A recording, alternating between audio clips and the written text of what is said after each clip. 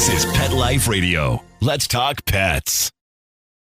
The views expressed by guests on this program do not necessarily represent the views of the host or owners of the Doggy Diva show and do not necessarily constitute endorsement of products. Medical information discussed by guests on this program are those of the guests and is only for informational purposes and should not replace medical advice by your local veterinarian professional.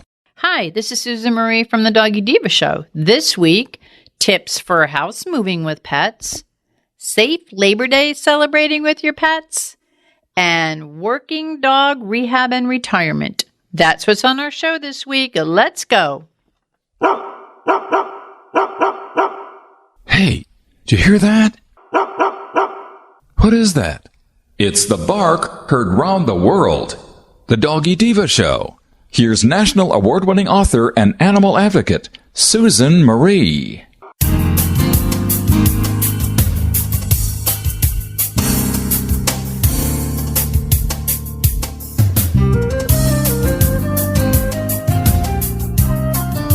Hi, welcome to the Doggy Diva show, the show for animal lovers.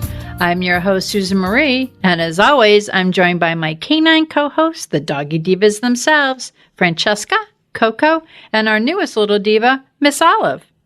Miss Olive is the cute little Italian Greyhound rescue in the picture with the microphone. Thank you for joining us today as we bring the experts in the pet and animal world right to you. Email us at doggydivashow@aol.com. That's DOGGYDIVA show@aol.com. We love hearing from you. So go grab a cup of coffee and your pet's favorite treat, and we'll be back in just a moment.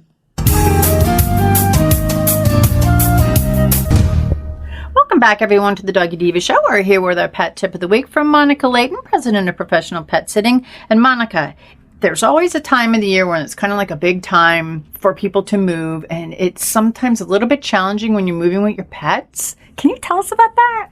Moving can be overwhelming at best for a lot of us without pets, but when you add pets into the mixture, and oftentimes, it's like the last end thought because you're so worried about where are we moving to, so I know finding pet-friendly housing and rentals in particular, apartments, things like that can be hard.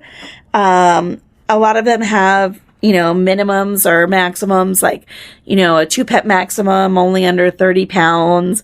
So definitely, when you're looking around, check to see what their requirements are. But for our pet owners that are looking for rentals, check with a private landlord. A lot of times you can get more leeway when it comes to our pets with a private landlord as opposed to an apartment complex or a property management company, just because, unfortunately, all animals are kind of grouped together when it comes to the realty business, it seems. You can have the best behaved pets, but if somebody was in there prior to you and they had a pet that, soiled all over their carpets, or, a cat that clawed up their blinds, and they're left fixing that mess, they're going to have some stipulations for the next person coming in, even though you may have the best well-behaved pets.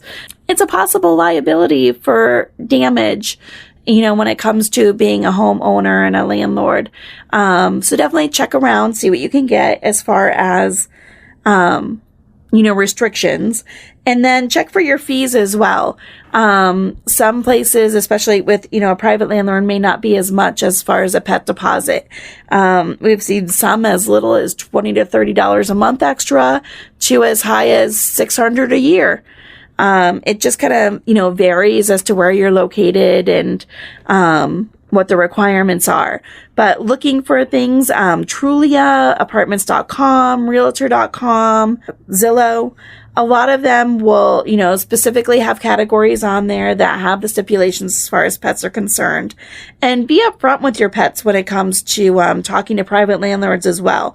Because if you highlight the good points on your pets, my pet's housebroken, they're crated when I leave, or they're old, they're an older pet, they're very quiet, my pets are very friendly, they're on monthly flea preventions. These are all things that you want to highlight to them because it'll show them that the pet's taken care of. They're not going to, infest their house with fleas. They're not going to be barking at the neighbors. Let them know, what a good pet they are. And when you are moving from wherever you lived previously, if you had a previous landlord and it wasn't your own personal house, ask them for a letter of reference when it comes to your pets. They can be huge sometimes in changing some of the stipulations. I've heard it in the past with some management companies, even though they have restrictions for dogs under 30 pounds or certain breeds, some have given consideration to potential tenants that have letters of references from their veterinarian or from their previous landlord. So those are all great things to ask for and to have. When it comes to moving day, try to keep those pets as stress-free as possible. Make sure they have crates or cages to travel in. You can have the best pets in the world that are used to traveling in the car, but when it comes to moving, you have other people helping. They're in a new environment, a new neighborhood. They can get scared so quickly, moving boxes and big loud noises from moving trucks or, moving doors and, something can spook them and they can scare more easily. So just make sure that they're definitely contained, cover their crate or carrier, and definitely check a new house before you let the pets in. There's been reports online to where, especially if you're moving into a house that was empty for a time period, some of them put, mice traps around or ant or roach baits, in certain rooms just to make sure it stays pest free when it's empty. And then a lot of them, the cleaning's been done, the bait's down, and then they have the tenant move in, but the pets can immediately go in and, snatch up an ant bait off the floor or, get into, a sticky mess with a trap or get their hand snapped. So always be really cautious about checking everything out. And also, I've seen it in some of the rental condition reports as well, that we don't have this issue here in the South for us in Florida. But up north, a lot of landlords and management companies have used antifreeze in the past in the toilets to keep it from freezing through the winter months. So when you have a vacant house that is on the market to purchase, to buy, or to rent, and it sits, vacant for a couple months and it's the winter because it's not being flushed on a regular basis, they won't want it to freeze. So they've actually used antifreeze in there to help with that. So if a pet goes in and the toilet lid's up, when they go in, they can immediately, have some issues. So always just know to check on those things before you get your pets, free reign of the house. Let them investigate things slowly when it's safe and the people have moved things in. Otherwise, try to bring them over at the end, maybe keep them with a friend or a pet sitter or a kennel or something for moving day. That way you can kind of get everything in, get the heavy travel of people in and out of the way. So that way it's a little more calming for your pet. Thank you, Monica, for these great tips. All of you who are looking to move, make sure you listen because they're great, great tips. Thanks so much, Monica. Thank you. Have a great week. Hello, everyone. Miss Olive and Sophia the Doggy Diva want to thank you for your amazing response to their special book, Miss Olive Finds Her Forever Home. And they want to let you know that Miss Olive Finds Her Forever Home is now available in both hardcover and softcover. And that's at Amazon.com. As Miss Olive says, woohoo, yippee! Thank you, everyone. Coming up, celebrating Labor Day safely with your pets. Stay tuned. Has your pet ever suffered from digestive issues, anxiety, or joint pain? We want to address these issues and more with high-grade CBD oil from Alpha, made specifically for your furry friends. Using Alaskan salmon oil as a carrier, Alpha Pet's 500 CBD oil is lab-tested for quality, consistency, and safety. Plus, we are giving Pet Life Radio listeners 25% off and free shipping with code PL25 for a limited time. So visit myalphacbd.com/dogs now. That's myalphacbd.com/dogs. Because your furry friends are family. Let's Talk Pets on PetLifeRadio.com.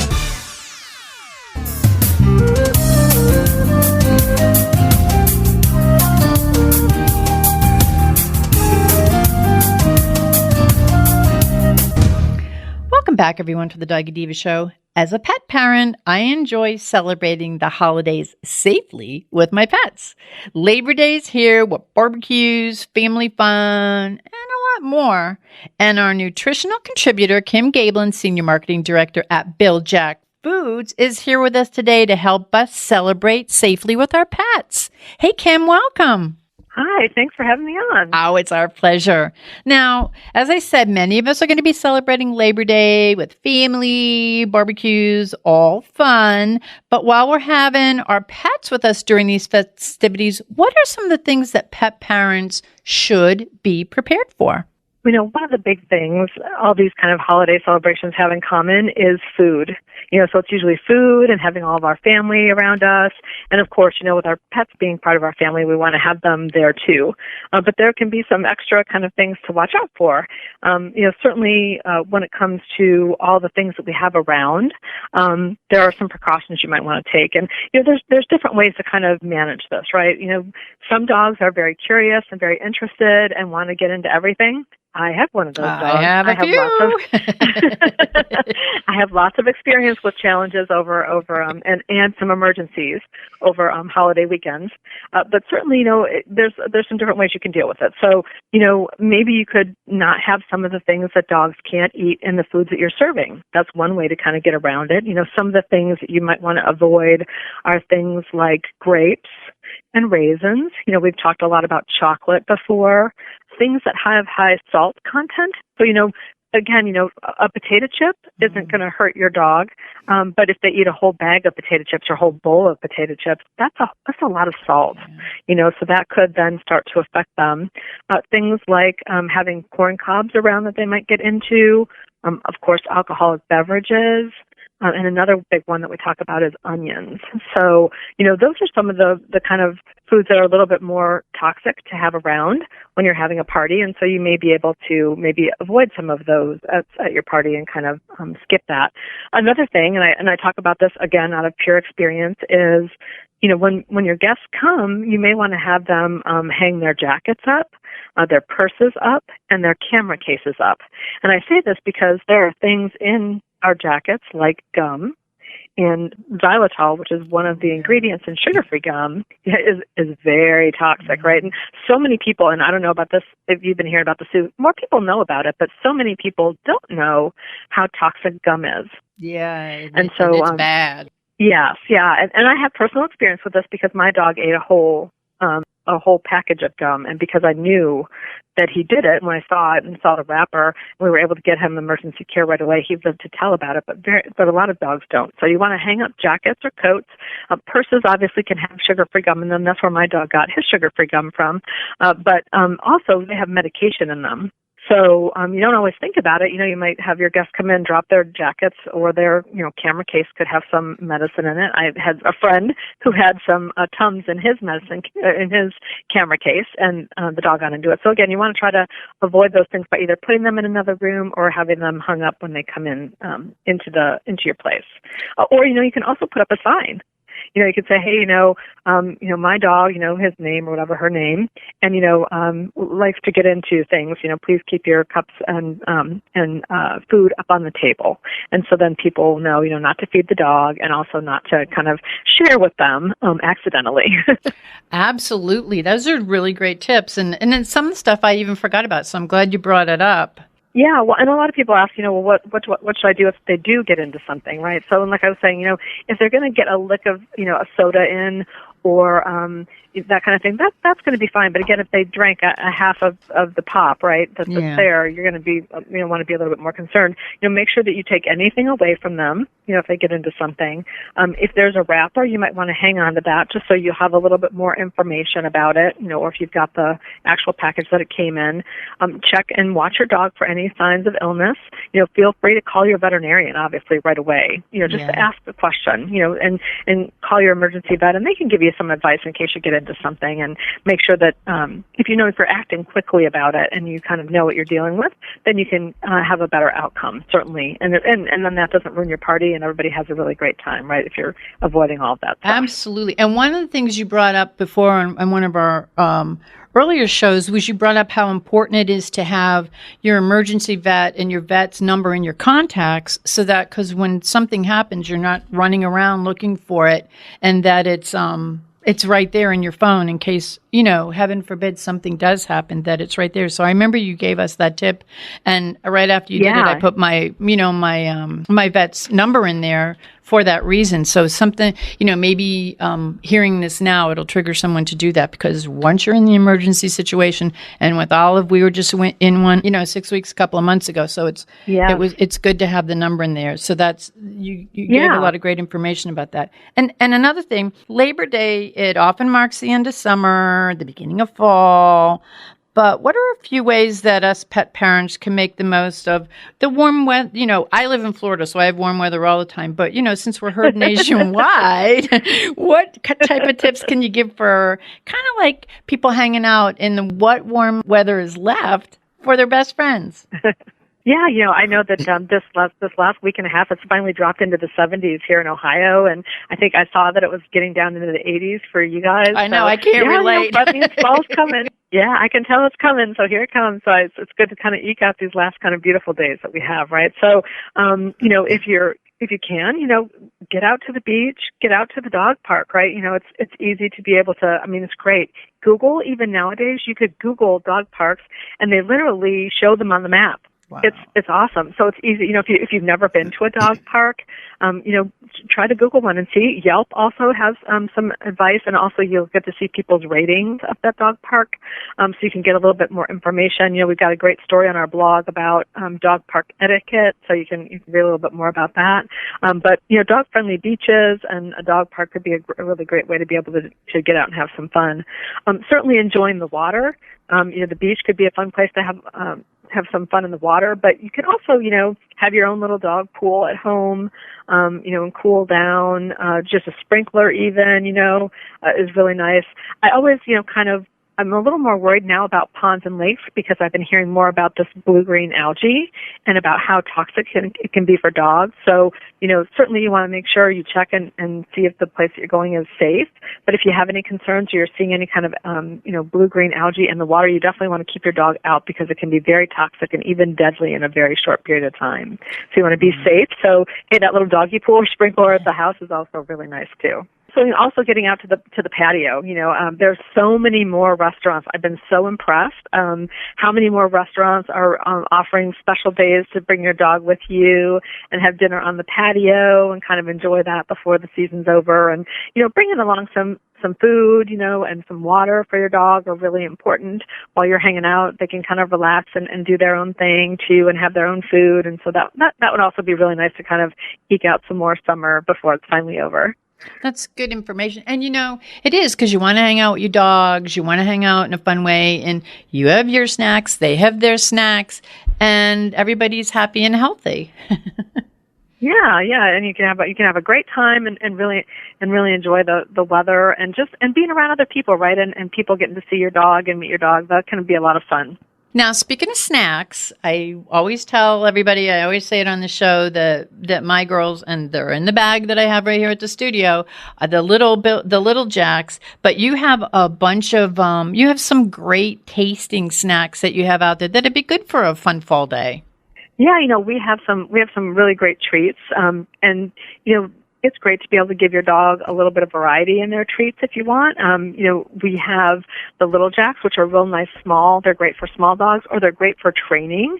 If you're giving some treats on a regular basis, they're about 3 calories each, so you don't have to feel bad about giving a few as you're training a particular mannerism. Also, we have the fun flavors, right? Like Yapple Nanas, which is like a banana apple flavored treat. We have Gaebelicious, which is our peanut butter flavored treat. So it's really great because you can have some kind of different things. They're like different shapes and they're kind of fun, and you can feel great about them. So because they're made with chicken liver, and dogs just go crazy for the taste of them. I know that my dog loves it. I switch up his treats every once in a while, and he just really enjoys it. And it's great. It's great to be able to reward them and have them be excited about what they're getting. I know the girls love it too because we have the different flavors, and my lure is the little jacks. I could get their attention really quick. Plus, we did use them for training, so they know that something good's going to happen. So, but yeah, and as far as like Bil-Jac food, where can the listeners go to learn more about it? Because you have so many different types of food. Yeah, come out to our website. That's a great place to start. It's Bil-Jac.com, BIL-JAC.com. We have some great information out there. We have a store locator, so you can type in your zip code or your address or your city and find out where you can find Bil-Jac near you. We have a great dog blog that covers a lot of the stuff we talked about today. If you're looking for a particular bit of information of how to take care of your dog, or even just some fun things like why do dogs dream. We have some great training videos out there. So there's a lot of things to do. And we also have an email sign up out there. So you can also sign up for our Best Friends Club and get an email from us once a month. And, we have some special offers in there. So it's a great way to be able to get a few articles from us every month and kind of keep track and find out what's the latest and greatest in the dog world. Well, I thank you very much, Kim, and I wish you and Blizzard a happy Labor Day, a safe and happy Labor Day. So thank you very much. Thank you, and same to you and the girls. Thanks. We'll be back in just a minute. Coming up, secure retirement and rehab for working dogs. Stay tuned. Does your dog itch, scratch, stink, or shed like crazy? Come to Dynavite for help. Order a 90-day supply of Dynavite. Dynavite for life. Pick up 2 tubes of Doggosuds. Get the 3rd tube free. Peppermint, tea tree, lavender, Doggosud shampoo. Made with all-natural coconut, jojoba, aloe. Great for healthy skin and soft, shiny coats. But no itchy, harsh chemicals. Lather up, rinse away. Try Doggosuds. Buy 2, get 1 free. At Dynavite.com. DINOVITE.com. Let's talk pets. Let's talk pets On Pet Life Radio. Pet Life Radio. PetLifeRadio.com.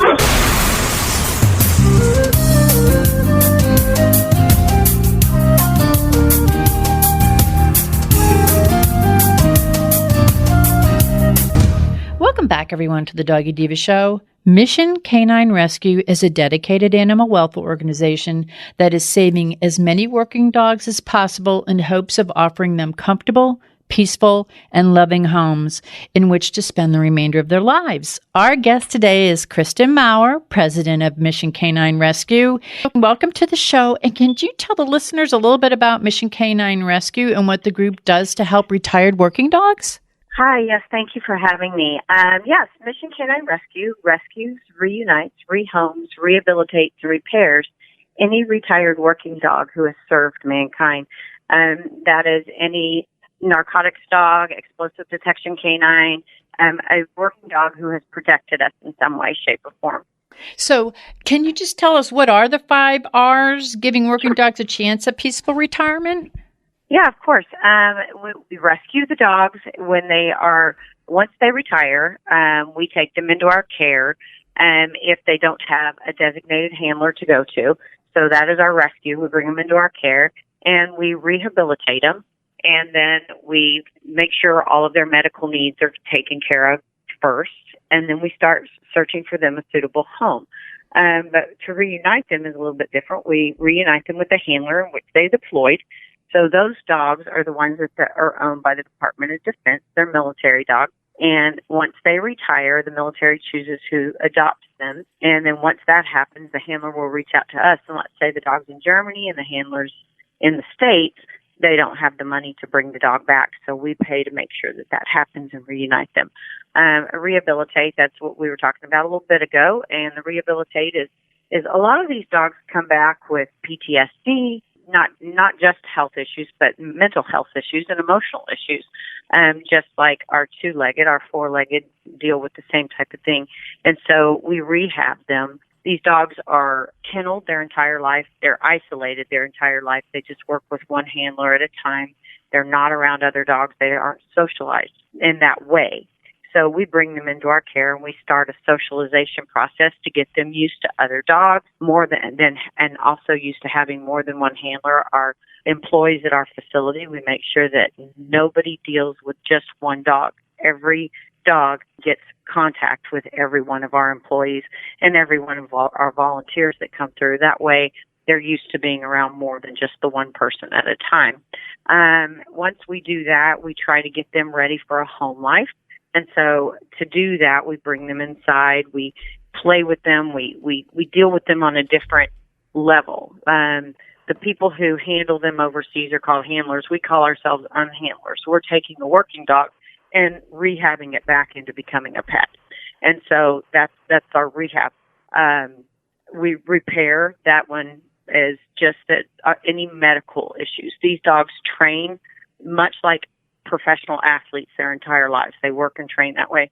And so when they retire, they also have a lot of the same issues. They have knee, hip, joint type issues, not to mention any other medical conditions because they are older when they retire. So we take care of all those medical conditions before we adopt them out to a home. Now, where are today's working dogs? Where are they typically in service? And what kind of work is it that they do? There's so many different kinds of working dogs, but we have the military dogs, and we also have contract working dogs. These are dogs that do the same job as the military dogs, but they're owned by private contractors who contract with the Department of Defense or large companies they search for explosives, they search for narcotics, and there's also Customs and Border Patrol dogs, police canines, that go on the front line to protect our officers and our citizens daily.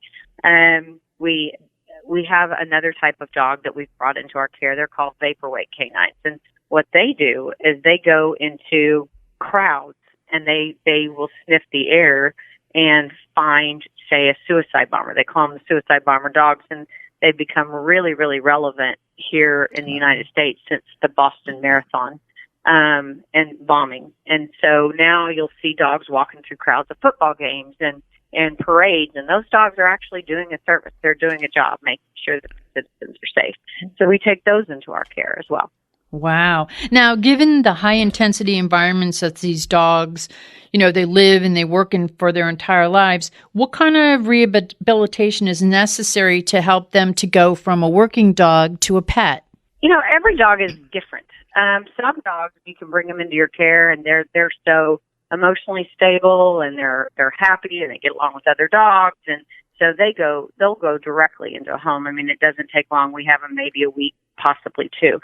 Some dogs come into our care with a lot of emotional issues. They've struggled overseas. They have PTSD. We're about to bring a military dog into our care with PTSD because of what they have experienced with explosives and the high stress environment that they've worked in.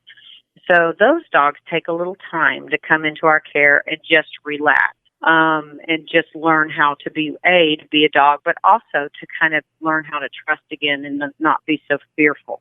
And that takes a little time, and it just takes a lot of tender, loving care. We baby the dogs. We do just the opposite of what they expect in the military. Like I said, we're unhandlers. We're over there. These dogs work for their toy. They crave what it's called a Kong or a ball. And that's what they work for. They're not finding bombs, they're finding their toy. And so they only get their toy when they do their job. So for us, the first thing we do when they come into our facilities, we give them 5 or 6 of them. We go, here you go.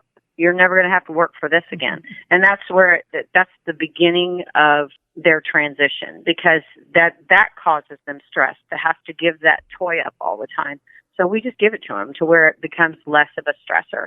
Then we make sure their medical care is taken care of, so that way they're not in pain, and because that's another stressor. So we want to make sure that their health is up and they're eating well, and they've gained weight if they've lost it, or they've lost weight if they're too heavy when they come into us. We want to make sure that they're completely healthy. So the rehab is not just physical, it's mental too. These dogs, they just have a lot of issues. Like I said before, they're not used to being around other dogs. So it takes them time to learn how to be with other dogs. And what we do is we have in our facility inside, we have air-conditioned and heated kennels that have 5x10 runs with beds and the whole 9 yards. And so they're comfortable in there. But as much as we can during the day, if it's not too hot, or in the mornings and evenings, if it is, we have them out in 30 by 30 yards. Each dog has a 30 by 30 yard, and they're connected by a fence, so the dogs can see each other. And it's not a high-stress environment like a kennel because they have all this room. So next thing you know, first they want to kill each other. By the end, they're playing back and forth because they're getting to know, hey, these guys are kind of fun, So we're just decompressing them at our facility is what we're doing. Just what you're saying is so inspiring and amazing because, you know that these dogs have gone through a lot. Now, what is actually the process or what's involved in getting the dogs into new homes? We have adopters, the potential adopters fill out an application, and then we go through it with a fine-tooth comb. We're very specific about who gets these dogs. We pick the dog for the adopter, because rather than the adopter pick the dog. And the reason why is because we look at the adopter's application and their lifestyle, their activity level. If they have, if they're people that just kind of like to sit around and read and enjoy themselves comfortably, we're not going to give them a high energy dog. We're going to give them one that's closer to just wanting to be on a sofa. Or if you have a activity level of somebody who wants to hike and bike and out there, then we're not going to give them one that just wants to retire on a sofa. So we're real specific about that. We make sure that we have the right adopter for the dog. It's critical to us. And then once we pick an adopter, then we transport. Some of the adopters want to come and meet the dog at our facility, of which we welcome that 100%. If they can't and they're across the nation, we'll drive them to them, and so that we can make sure that this is the right home. The way we do it, we have about a 98% success rate because we've worked out kind of the kinks on this. So a few have fallen through the cracks, and we've brought them back, and we found them a different home, and that works out well too. But it's really important for us to be hands-on when we do this. We do it physically ourselves because we want to make sure that these dogs are going into the right home. There's something also new that is helping, like in a fundraising aspect. Can you tell us about the partnership of Mission Canine Rescues with Zippy Paws? Yes, it's been amazing to us. They are raising funds by selling a stuffed animal for us, and they've been incredible. Last year, I think they raised $25,000, a little over $25,000 for us. By selling these and donating the proceeds to us. It's been incredible. We were real surprised when they reached out to us in the beginning, and we're very honored that they're willing to do this for us for a second year. It's just amazing. It's amazing that they picked you, they selected you, they were looking for a great charity, and they found you guys, Mission Canine Rescue, and they're doing this. So that says a lot about you guys too, I think. Well, thank you, but we were completely humbled. I mean, it was just so amazing when they contacted us. We were so excited, So, and then when we found out what they were doing and what they were raising, we were just in awe. So we're very, very grateful. And for us, every dollar counts. We in medical bills, we're just doing the numbers right now, and our rough numbers for medical bills that we spent last year was $214,000. And that's the rough numbers. I think it's going to go up from there. Wow. So that's just medical bills alone. Our budget is quite large. Just caring for these dogs and having the facility, it really costs money. And for them to do this for us was just humbling. Well, and it's the wonderful work that you guys do. I mean, you're very specific, and the work that you're doing is just so inspiring. And I don't think a lot of people know about these working dogs and what they go through in order to bring them back and put them in an environment so they can be adopted. Like, there's so much work that goes into it. So I commend you and I thank you for that. And I want to ask you, where can the listeners go to learn more about Mission Canine Rescue, and also where they can buy their Zippy Paws toy for you guys? They can go to our website at missioncaninerescue.org, or they can go to our Facebook page, and that's Mission Canine Rescue, or they can go to zippypaws.com, I believe. and they have the link to the toy, which is amazing to us, and like I said, we're very grateful. Wow, and very well deserved, and I wish you the best of luck with it. And Kristen, I want to thank you for being our guest today, and I want to thank you for all the valuable, inspirational work that you're doing with these retired working dogs and Mission Canine Rescue. You're really making a difference, and you're not only making a difference in the dogs' lives, you're making a difference in the people's lives who are bringing them into their homes after all of that wonderful work that you do. And it's important that the listeners know that there is an organization out there that does this for these wonderful dogs who have put their lives on the line for us. So I thank you so much. Thank you so much for having me. I'm very grateful, and thank you for getting the word out. It helps us tremendously, and we're incredibly grateful to you as well. And just so you know, if you want to adopt one of the dogs, they're like potato chips. Once you get one, you become addicted. Let's just say people want to adopt a dog, want to make a donation, or work with you in some way. Where can they go again? They can go to our website at www.mission9rescue.org, or they can go to our Facebook page, which is, I think, Mission Canine or Mission Canine Rescue. You can check out that, or if they want to get one of the toys, I believe they can go to zippypaws.com. So. Awesome. I appreciate you being on the show, and best of luck, and thank you again for all that you're doing. You guys are making a tremendous, tremendous impact in the world. So thank you.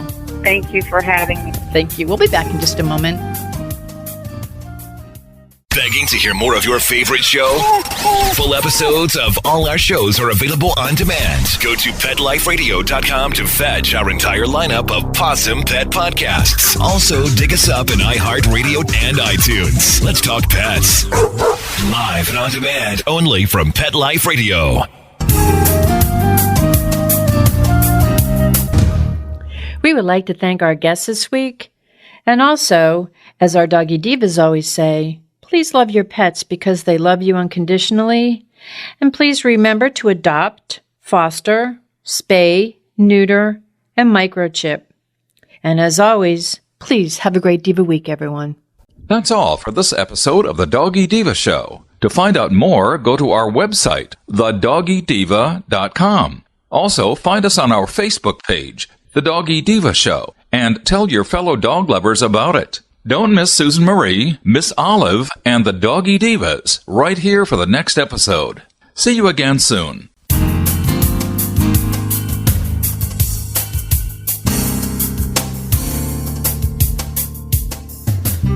Let's Talk Pets, every week on demand, only on PetLifeRadio.com.